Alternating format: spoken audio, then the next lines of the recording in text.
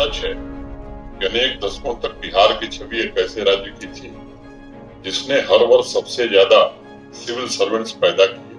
अन्य प्रशासनिक सेवाओं को एंटरप्रेन्योर्स भी चाहिए। बिहार को ऐसे क्रिएटिव नेटवर्क की आवश्यकता है जो समाज में एक जीवंत वातावरण पैदा करे।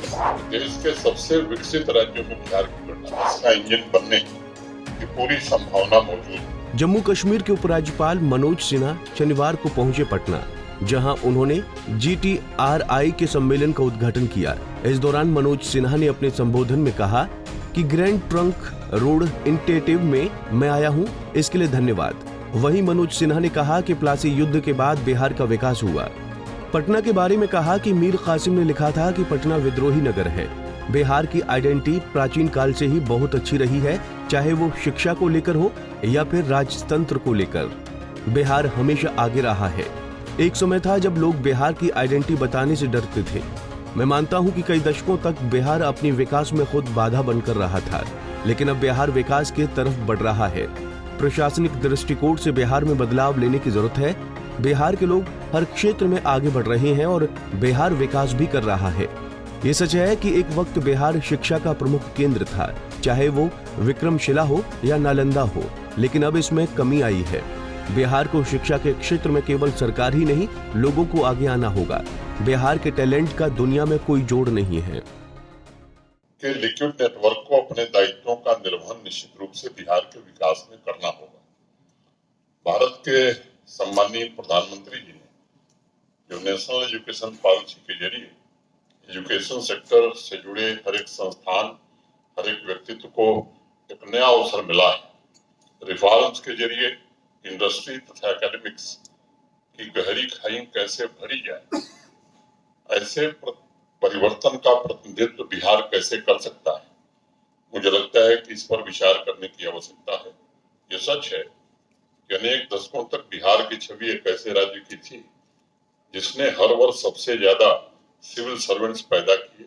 अन्य प्रशासनिक सेवाओं में भी भारत को बड़ी संख्या में अधिकारी दिए।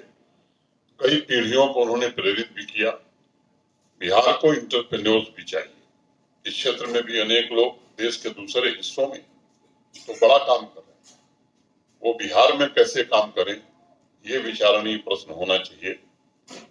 बिहार को स्टार्टअप भी चाहिए, यूनिकॉर्न भी चाहिए, लेकिन ये बेंगलोर में अगर पैदा होते हैं, देश के दूसरे हिस्से में अगर ये काम करते हैं, तो मुझे लगता है कि वो कैसे आकर के बिहार में काम करें, ये बड़ा आवश्यक है। नए इनोवेटर्स भी चाहिए जो यहाँ एक नई इंडस्ट्रियल रिवोल्यूशन को जन्म दे सकें और बिहार की इकोनॉमिक ग्रोथ में अपना योगदान दे सकें। साथ ही साथ हजारों युवाओं के लिए रोजगार के अवसर भी पैदा कर सकें। बिहार को ऐसे क्रिएटिव नेटवर्क की आवश्यकता है जो समाज में एक जीवंत वातावरण पैदा करे। भेदभाव, जाति पात में बटे समाज को एकता के सूत्र में कैसे पिरोया जाए और बिहार की पूरी सामूहिक ऊर्जा से कैसे बिहार को परिवर्तित किया जाए। अगर आजादी के बाद आप देखते हैं बिहार को, तो देश के सबसे विकसित राज्यों में बिहार की गणना थी। पहली पंचवर्षीय योजना जब बनी और उसका ड्राफ्ट जुलाई 1951 में जब तैयार हुआ, तो उसमें बिहार को डेवलपमेंट प्रोजेक्ट्स कंप्लीट करने के लिए उस समय 55 करोड़ 70 लाख रुपए भारत सरकार ने सेंट्रल शेयर के रूप में दिया था। पैसे के इस आंकड़े से ज्यादा महत्वपूर्ण बात यह थी कि पहली पंचवर्षीय योजना के ड्राफ्ट में इस बात का जिक्र किया गया था कि इस दौर में छोटे छोटे उद्योगों के लिए आवश्यक ट्रेनिंग, फाइनेंशियल सपोर्ट, इंडस्ट्री एवं वर्कर्स के बेहतर मैनेजमेंट में बॉम्बे, मद्रास और बिहार ने उल्लेखनीय सफलता हासिल की थी।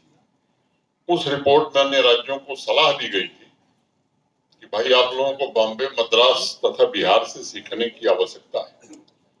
फरवरी 1956 में दूसरी पंचवर्षीय योजना बनी जिसमें बिहार को 192 करोड़ और 90 लाख रुपए इंडस्ट्री तथा डेवलपमेंट प्रोजेक्ट के लिए भारत सरकार ने देने की अनुशंसा की थी। उस रिपोर्ट में भी आंकड़े से महत्वपूर्ण एक ऑब्जर्वेशन था कि देश के अन्य भागों की अपेक्षा बिहार और बंगाल ने में कनेक्टिविटी बेहतर बन रही थी। इन दोनों पंचवर्षीय योजनाओं का जिक्र मैंने इसलिए किया क्योंकि इन्हीं दो योजनाओं के दरमियान बिहार में एग्रीकल्चरल रिफॉर्म्स हुए थे, river development projects, Barauni refinery, heavy engineering corporation, Bokaro steel plant, Barauni fertiliser, Barauni thermal power station, Damodar valley corporation, Patratu power station, scooter factory, Garhara locomotive shed तथा भारत का पहला railway road bridge Rajendra Setu बना था। उस दौर में एजुकेशन सेक्टर में भी अनेक रिफॉर्म देखे थे और एजुकेशन इंफ्रास्ट्रक्चर की दृष्टि से वो नेतरहाट का स्कूल हो, मुजफ्फरपुर हो, जमशेदपुर हो, सिंदरी हो, गया हो, मोतिहारी हो, पटना का साइंस कॉलेज हो, अनेक इंजीनियरिंग कॉलेज, भारतीय नृत्य कला मंदिर, संस्कृत कॉलेज जैसे अनेक महत्वपूर्ण संस्थान बिहार में उस समय थे।